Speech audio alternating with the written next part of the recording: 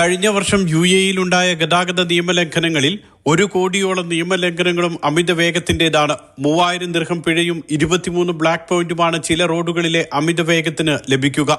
ഗുരുതര പിഴയും വാഹനങ്ങൾ കണ്ടുകെട്ടുന്നതടക്കമുള്ള ശിക്ഷകളും നടപ്പാക്കുമ്പോഴും ഇത്തരം നിയമലംഘനം കാര്യമായി കുറയുന്നില്ല.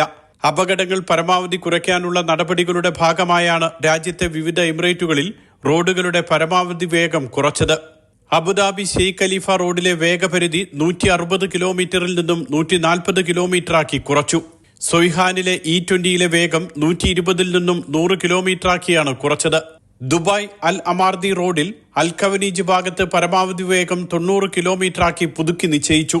ഷാർജയിലെ ഇത്തിഹാദ് റോഡിൽ അൽ വഹദ ഭാഗത്ത് പരമാവധി വേഗം 100 കിലോമീറ്ററിൽ നിന്നും 80 കിലോമീറ്ററാക്കിയാണ് കുറച്ചത്. റാസൽ ഖൈമയിലെ ഷെയ്ഖ് മുഹമ്മദ് ബിൻ സലേം സ്ട്രീറ്റിൽ ഈ വർഷം ആദ്യം വേഗപരിധി കുറച്ചിരുന്നു. 100 കിലോമീറ്ററിൽ നിന്നും 80 കിലോമീറ്ററാക്കിയാണ് ഇവിടെയും വേഗപരിധി കുറച്ചത്. യാത്രക്കാരുടെയും വാഹനം ഓടിക്കുന്നവരുടെയും സുരക്ഷ ഉറപ്പാക്കുകയാണ് വിവിധ അതോറിറ്റികളുടെ ലക്ഷ്യം. Mathrubhumi news, Dubai.